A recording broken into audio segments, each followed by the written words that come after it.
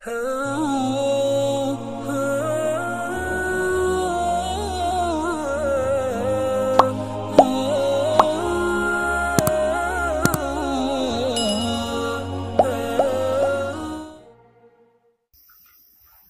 menurut versi-versi yang kita dengar dari guru-guru, dari para kiai, rata-rata niku ndamel periode kiamat kubro, ini kiamat setelah kehancuran langit bumi. Niku wonten periode pertama. Ini ku trompetan pertama itu melahirkan guncangan, terus kiamat kubro. Terus kedua niku bahas. Ini ku sebagian kiai, sebagian ulama nafsiran yaumatar jufur rojifah, rojifah tasawuhan apa rojifah. Ulu bu yauma idin apa wajifah. Ini sami standar. Rata-rata ulama darani malaikat sing nyekel trompet utawi sing calon nyekel trompet malaikat Israfil. Karena kiamat itu sudah dekat, niku sampai ada yang mengatakan bahwa trompet malaikat Israfil itu sudah di mulut, jadi wis di mulut. Karena apa? Nyebul. Dan semua ayat Quran menunjukkan memang kalau kiamat sudah dekat. Semua redaksi Quran niku semua menjelaskan bahwa kiamat itu sangat dekat. Nah, jenengan tangklet dari diinformasikan dekat. Nggih. Ben sampean enggak salah paham. Dari diinformasikan dekat itu mulai zaman Rasulullah sampai sekarang mumpun 1428 Hijriah. Hampir 16 abad. Niku mawon ngangge tahun Hijriah. Tapi lalu dalam masa ribuan lebih kok belum juga datang. Nah, ini pentingnya satu metode ilmiah. Rata-rata mufassir itu menafsirkan bahwa sesuatu yang pasti terjadi itu dekat. Nah, apapun jumlah waktu, panjangnya waktu, kalau pasti terjadi itu pasti dekat. Makanya dalam kitab-kitab kalau diterangkan ala inna sa'ata qarib bahwa kiamat itu dekat, mesti rata-rata mufassir mengatakan fa inna kulla atin qaribun, karena setiap yang akan datang pasti dihukumin apa? Dekat. Kayak kita ini dengan kematian. Kematian kita mungkin ada yang sampai umur 70 tahun, 60 tahun. Tapi karena kita ini pasti mati, itu seakan-akan asal eling mau grogi tenan. Eling tok niku napa?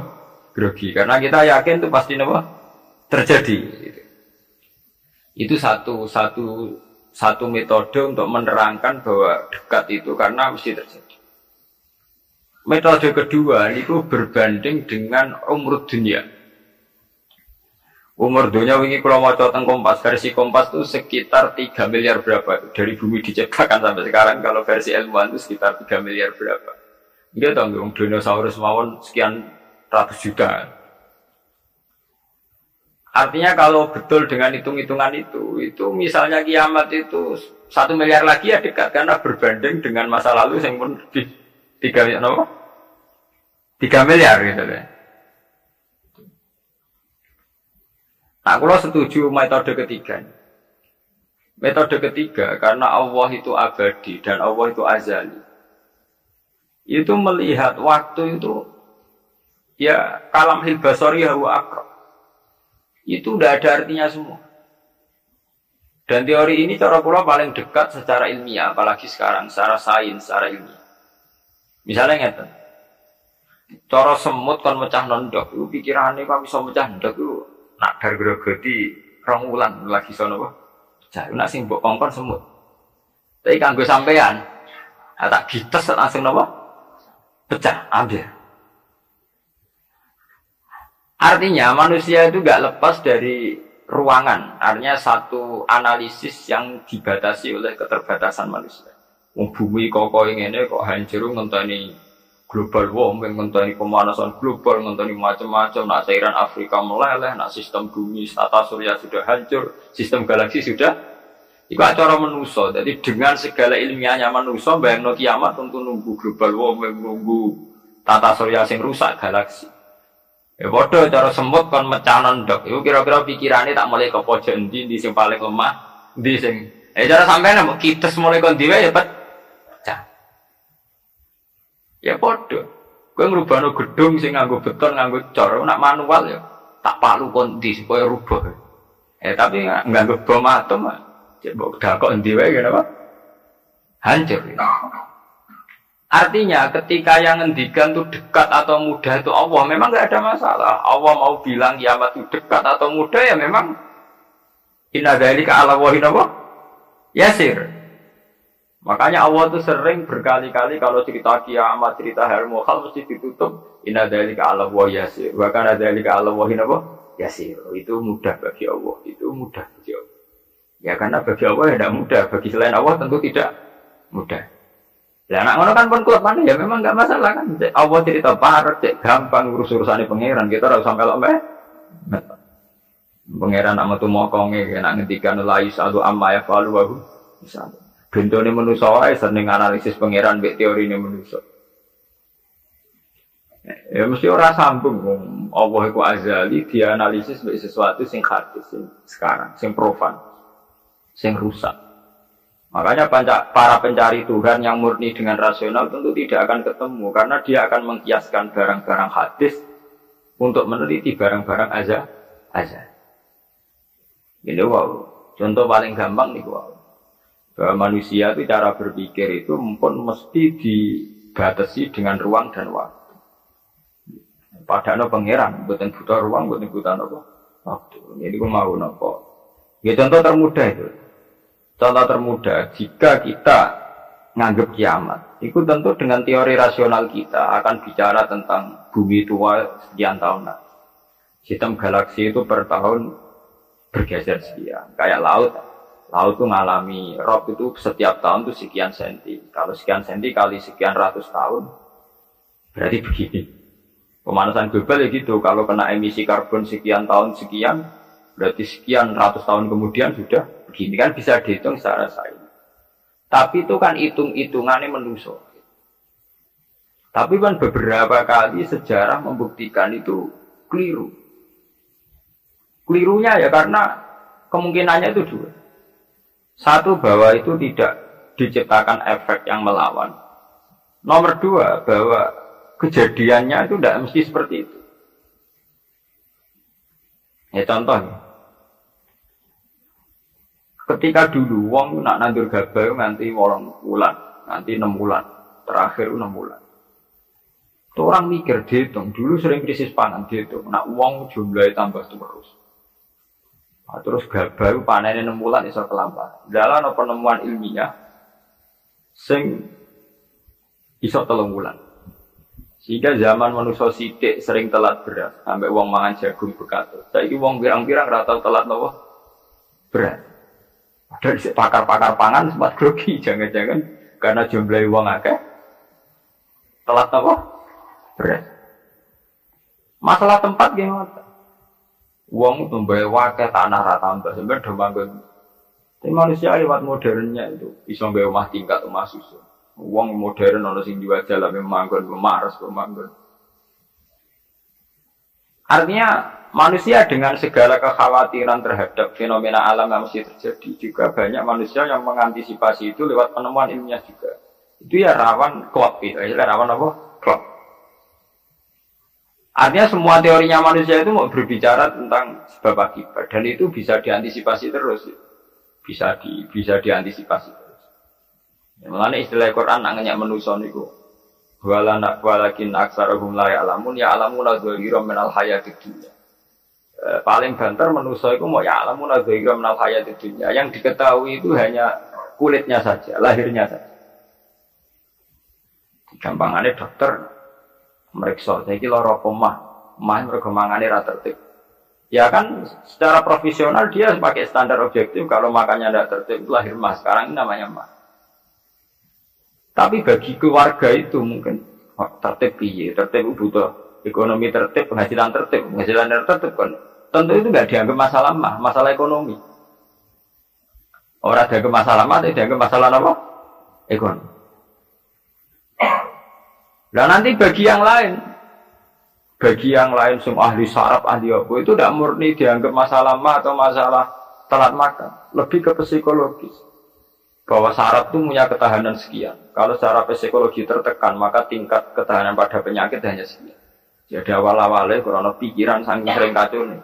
Karena sering telat lah, nak kondisi sarafnya itu, kondisi psikologinya itu stabil, itu tingkat imunitas, tingkat kekebalan terhadap penyakit juga sekian. Artinya, tidak pati riskan, tidak pati rawan kena apa? Penyakit. Itu kan sudah 3 versi. Ya sama, nanti kejadiannya kiamat itu begitu. Macam-macam.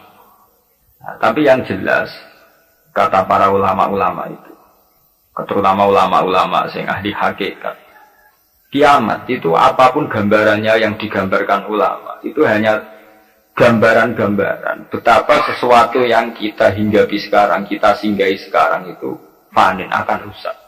Kullu man 'alaiha fani wa yabqa wajhu rabbika dzul jalali wal ikram. Bahwa semuanya itu akan rusak musnah. Karena apa? Bagi yang nglakoni, sing nglakoni. Untuk hancur walang-walang ora usah ngenteni kiamat kubra. Kowe nek semua atek ning jero kuburan balungmu wis walang-walang, wis dadi pestane cacing dan sebagainya. Makanya ulama-ulama ngendikan, kowe ora usah bakas kiamat. Kiamat itu jek enak. Nang gitu bunga-bunga wong akeh kancane napa?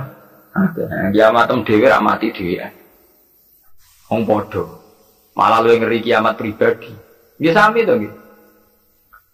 Wong kena longsore tanah. Nak cara sing dahsyat iku kaya nak bumi rubuh utawa bumi hancur sawangane dahsyat. Iki bagi sing lakoni sampe mawon. Sampeyan jajal lho tak pendem dhewean. Bae biasa-biasa ae cara sampean tetep bagi sing dipendem tetep ora biasa. Tetep peristiwa besar. Sampean dipendem tiang. Cara sing pendem ya biasa ya, pancen wong duwe nyawa dipendem ya mati, tapi kanggo sing dipendem ya kejet-kejet tenan ya lara tenan. Artinya untuk menjadi kiamat itu udah harus nunggu kiamat kubra, semua yang dialami oleh manusia. Tragedi-tragedi itu tentu akan menjadi peristiwa besar, maha besar. Balik kok kelaparan sing mlebu ning TV ngenteni busung luapar wong Irian Jaya, wong Afrika, wong macam-macam. Tapi kan di individu yang hari itu sedang lapar ya ngeri tenan tadi berita lah ya ngeri ya. Karena dia benar-benar ngalamin apa? Kelaparan. Nah, makanya ketika ulama-ulama ilmu hakikat itu lau asyraqa laka nurul yakin tara'aital akhirata aqraba ilaika min antar tahina ilaiha. Andaikan kamu imannya benar, itu tentu melihat akhirat itu sekarang, tidak usah nunggu nanti. Lau asyraqa laka nurul yakin la ra'aital akhirata aqraba ilaika min antar tahila ilaiha. Andaikan kamu sudah sampai ainul yakin, hakul yakin, kamu melihat akhirat itu sekarang. Tidak usah nanti-nanti nunggu mati atau nunggu ono ba'at, nunggu swarga napa? Neraka. Kenapa? Yaitu tadi. Bagi orang yang khosyahnya tinggi, orang-orang yang pada kelas idza zikra wa wajilat, akhirat itu sekarang. Sampai nanti ya akhirat, besok ya akhirat lagi, hari ketiga ya akhirat lagi. Sampai kita mati ya akhirat lagi, sekarang pun akhirat lagi. Maksudnya gimana? Bahwa paling kita takuti saat mati adalah masuk surga sebagai simbol ridho Allah dan masuk neraka sebagai simbol suhtu.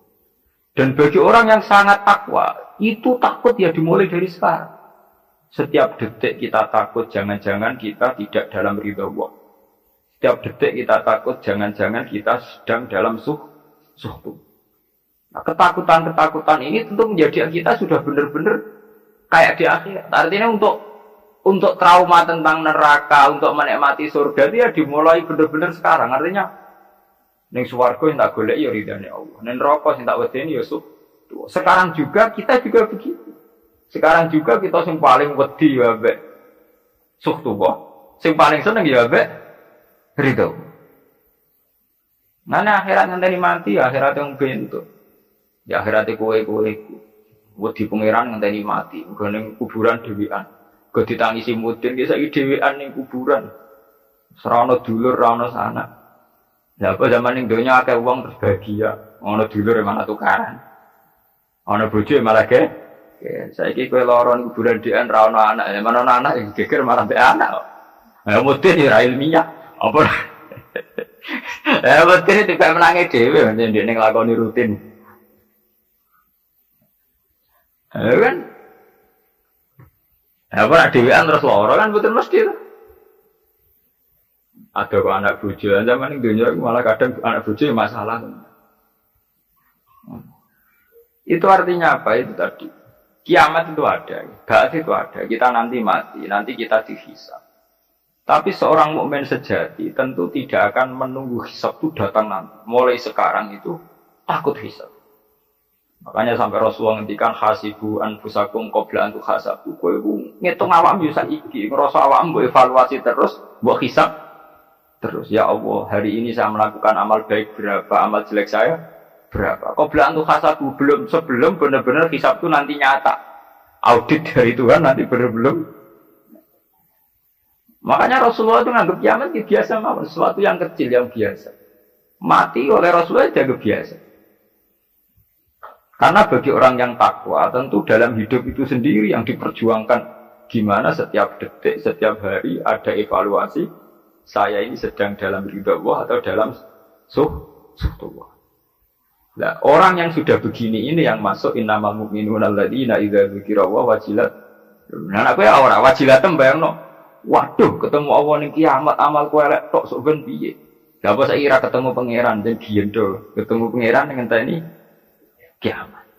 Lha iku jenenge kalah innahum ar-rabbi wa itu lama jibun. Menjen bekicap uripe ku bab napa?